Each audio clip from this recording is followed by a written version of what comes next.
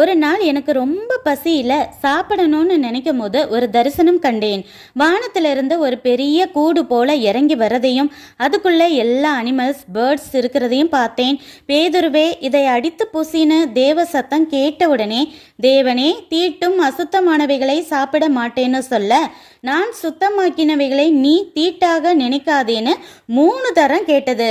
இதுக்கான அர்த்தம் என்னன்னு நான் குழம்ப, அப்போதான் கொர்நேலியுவின் ஆட்களும் என்னை தேடி வர, இஸ்ரவேல் ஜனங்களை மட்டும் இல்ல, தேவனை அறியாதவர்களையும் கூட தன் பிள்ளைகளாக்கி அபிஷேகித்து நித்திய ஜீவனையும் தர விரும்புறான்னு புரிஞ்சோன்ன எனக்கு அளவில்லாத சந்தோஷம். அதே போலவே கொர்நேலியு வீட்டில் நான் பேசும்போதே அபிஷேகம் இறங்கி அவங்க பேப்டிசம் எடுத்ததையும் கண்டு பிரமித்தேன் என பேதுரு நினைத்தான். பார்ஷியாலிட்டி பார்க்காத அதே தேவன் இன்றும் மனிதர்களின் பணம், அந்தஸ்து, அப்பியரன்ஸ், ஜாதியை வைத்து தீட்டு என ஒதுக்குவதில்லை.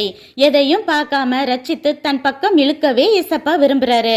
ஆனா இருதயத்திலிருந்து புறப்படுகிற பொல்லாத சிந்தனைகள், ஒழுக்கக்கீடான காரியங்கள், பொய், திருட்டு, கொலை, இதெல்லாம் தான் ஒரு மனுஷனை தீட்டுப்படுத்தும் என புரிந்து இன்றே மனம் திரும்பி பரிசுத்தமுள்ளவர்களாக மாறுவோம்.